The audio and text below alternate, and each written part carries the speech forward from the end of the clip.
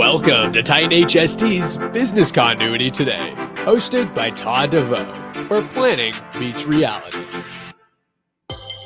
Good morning, good afternoon, depending on where you are at in this wonderful nation. I am Todd DeVoe. I'm the host of Business Continuity Today. I'm also the Director of Emergency Management at Titan HST, and I teach a secondary, post-secondary level, learning, researching, and sharing what I learn is a passion for me. That's what we're here to do. That's why we're here today, and really got to get deep into, a few topics here and there. Today, we're going to be discussing, what are the true. We talked a little bit about last week, but I want to get into what are the business implications of the war in Europe, in Ukraine, and also the war or gas prices and some other things, and how you really need to start leaning forward. We'll get into that.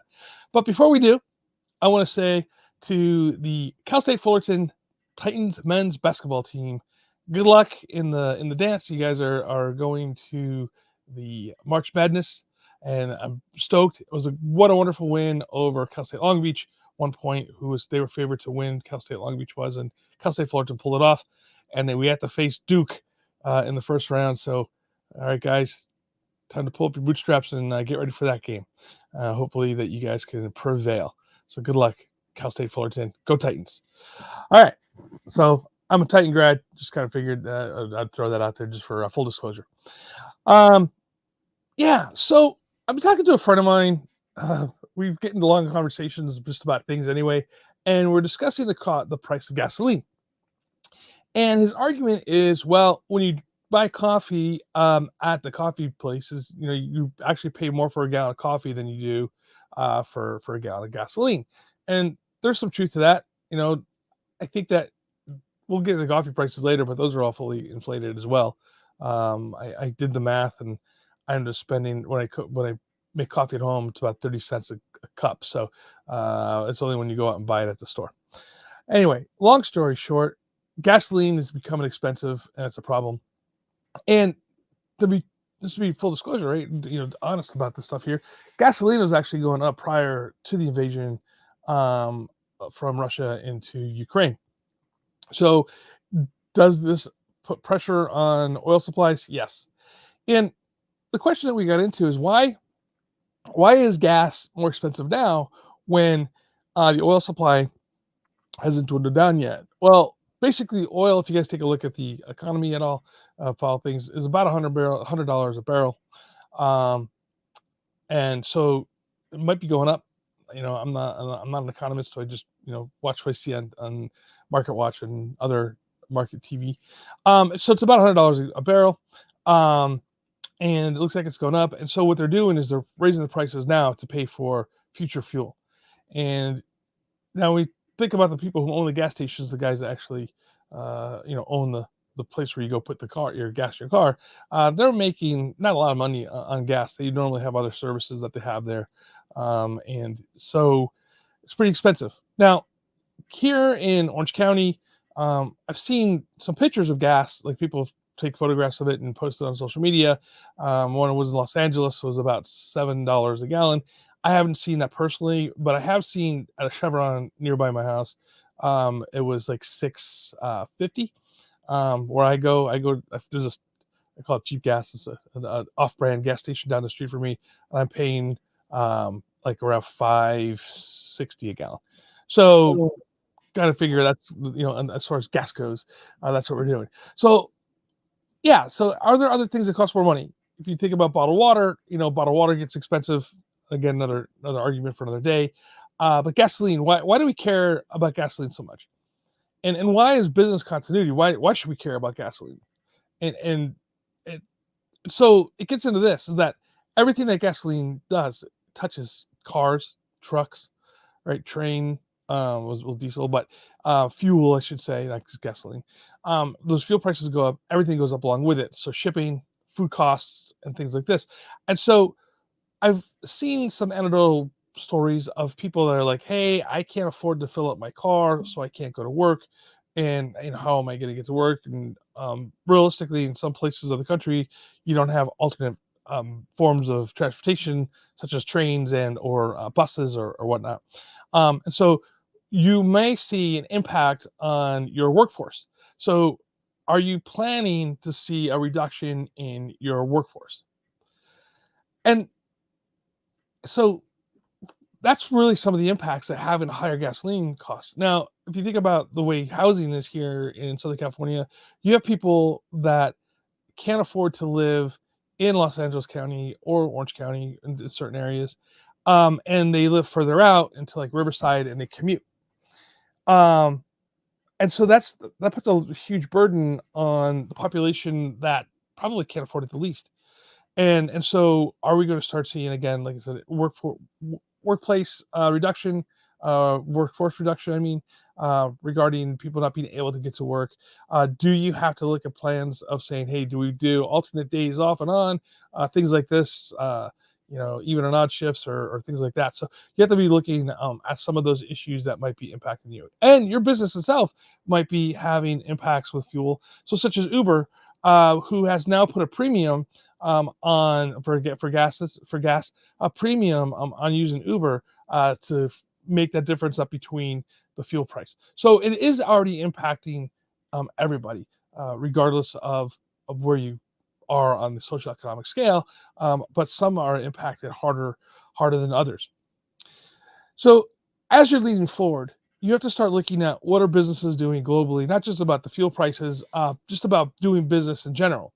And there's been a few articles. Wall Street Journal, for instance, had a really great article in here on talking about companies that are making decisions not to be in Russia for sure, they're pulling out of, but in Ukraine as well, due to the fact that they have people that are there. Because as a global market, we have people that are all over the place, right? If you think about, you know, where business touches, across the globe. You have people working in the Philippines, in China, in India, in Africa, in the Middle East. It's a true global economy. Matter of fact, my friend who we were just talking about, he has an employee that does a lot of work for him that is in the Philippines. So anything that impacts anything globally could impact you locally. So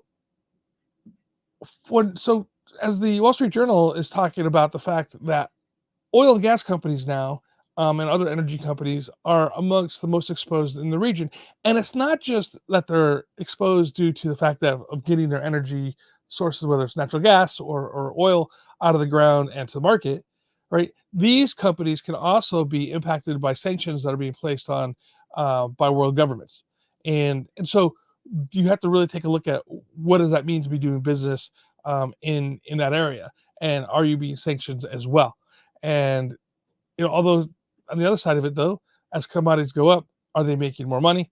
That might be a possibility, but they also could be hitting with large sanctions and not having access to the funds that they create. And so, what does your business do? Right? We take a look at what's going on the global market. What kind of business are you doing in Europe? And how will that impact you? And do you have people that are there? I have another friend of mine who has a company called Capacity Builders International. They were actually in Ukraine working prior to the invasion, and most of them, I think they're all out.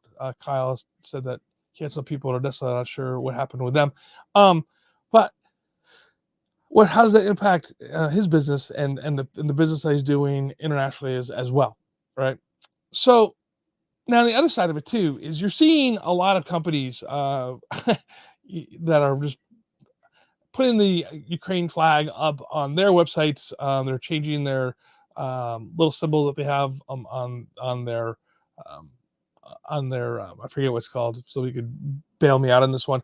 The symbol that you have on your website up in the corner when you're on the Google, changing those from what they normally have, like say Wall Street Journal, for instance, to the flag of the Ukraine. So we're seeing that happen. So this, I don't want to say virtual signaling, but basically that's what it is at this point. But they're saying there isn't both sides anymore. And what I mean by this is that the uh, CEO of Deloitte, huge company, issued a statement saying his firm stands unequivocally with the Ukraine. the people of Ukraine, noting that he's working on humanitarian needs, his company is, and they're taking every action in their power to protect and support the safety of our colleagues and their families. And so a company like this is stepping up and saying, hey, there is no sides, right? There's either you're with the people of Ukraine or you're with the government of Russia. So why is that impactful? Well, because now you're starting to see that they're pulling out of doing business with people in Russia, and they're also pulling out of doing business with businesses that are still doing business. I don't know how many times I can say that in one sentence. In Russia, and then on Monday it became one of the last of the 4 big accounting firms to announce that it would no longer operate in Russia or Belarus and separate its practice from the global network of member firms that do so. So what is your firm? What are you looking at as business continuity managers? Are you leaning forward to see, can you divorce yourself from doing business in Russia? And what impacts does it have on you? And then where can you go with the global markets from there? It's a busy time for business continuity professionals, right? Leaning forward and seeing what we can do. Anyway, I don't think it's going to get any easier in the coming months. It looks like it's probably going to get more sticky. And like I said before, as business continuity, emergency management, and crisis management professionals, we always need to be leaning forward and looking at what the situation is. We have to understand geopolitical issues, right? And we have to have plans specifically that are associated with geopolitical issues, and make it go forward. Hey, everybody, thank you so much for spending time with me this morning. It's been a pleasure. I know that we have a lot of things going on here in the world, and it's getting tough to be out here. And again, if you guys have any communication concerns or communication needs, please reach out to Titan HST for all your communication needs. And remember, stay safe and stay hydrated.